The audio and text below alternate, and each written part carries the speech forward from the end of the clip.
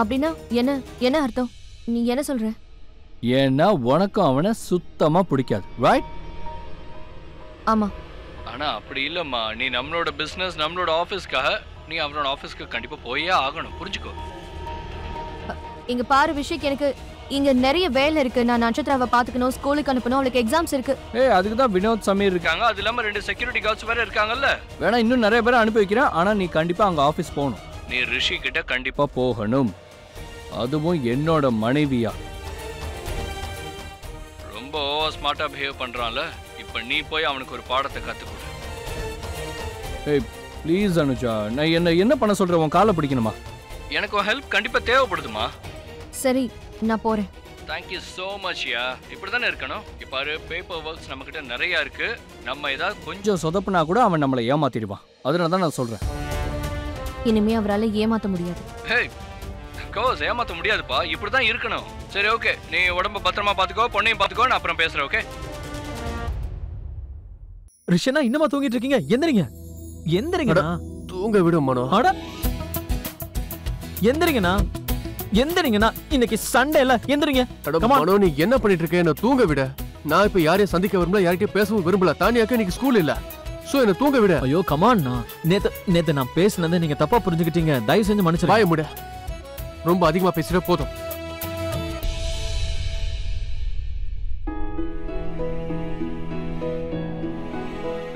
இப்ப நீ ரூமுக்கு போக போறியா இல்ல எங்க உட்கார்ந்து இருக்க போறியா?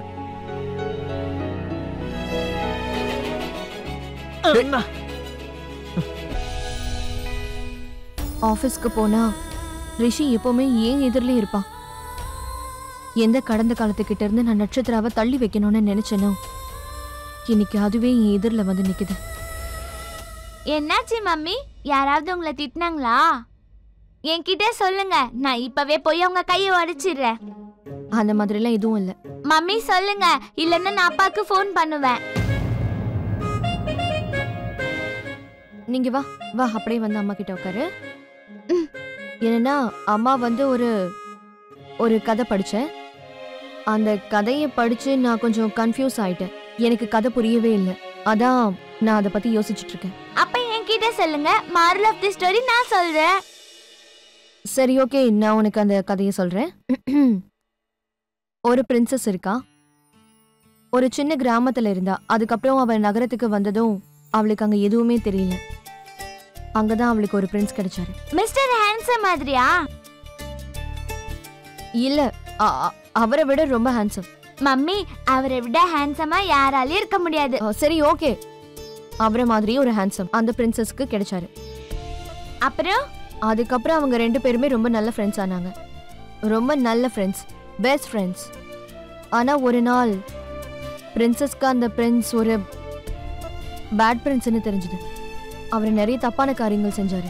இந்த விஷயம் பிரின்சஸ்க்கு தெரிஞ்சதும் அவங்க பிரின்ஸோட மாளிகையை விட்டு ரொம்ப தூரம் போயிட்டாங்க.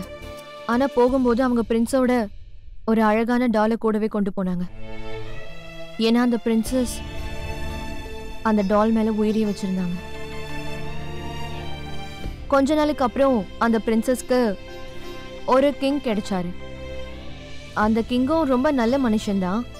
அவரும் அவளோட டால் மேல ரொம்பவே அன்பு வச்சிருந்தாரு. ஆனா அந்த நேரம் பார்த்து அந்த பிரின்சஸோட லைஃப்ல திரும்பவும் வந்துட்டாரு. அப்புறம் அவர் பிரின்சஸ் கிட்ட என்ன சொன்னார்னா, நீ என்னோட லைஃப்க்கு திரும்ப வந்துருன்னு சொன்னாரு. ஆனா பிரின்சஸ் அதை ஒத்துக்கவே இல்லை. ஏன்னா அவங்களுக்கு பிரின்ஸை பிடிக்கவே இல்லை. அந்த கிங்குக்கும் பிரின்ஸை கொஞ்சம் கூட பிடிக்கவே இல்லை. ஆனா அந்த பிரின்சஸ் கிட்ட இருக்கிற டால் அந்த பிரின்ஸோட டால்னு அவருக்கு தெரியவே தெரியாது. இப்ப பிரின்சஸ்க்கு என்ன பண்றதுன்னே ஒன்னும் புரியல. கிங் கிட்ட அந்த டால் பிரின்ஸோடதுன்னு சொல்லணுமா இல்ல சொல்லக்கூடாதா? இதான் அந்த கன்ஃபியூஷன். மம்மி, நான் யோசிச்சு சொல்றேன், ஓகே? நீங்க டென்ஷன் ஆக கூடாது, சரியா? ஏன்னா அபிஷேக் நட்சத்திரா மேல அவரோட உயிரியை வச்சிருக்காரு. நட்சத்திரா எனக்கும் ரிஷிக்கும் பிறந்த பொண்ணுன்னு தெரிஞ்சதுன்னா அதுக்கப்புறம் என்ன என்ன நடக்கும்னு தெரியலையே. என்ன பண்றது? இதை நான் அபிஷேக் கிட்ட சொல்லலாமா?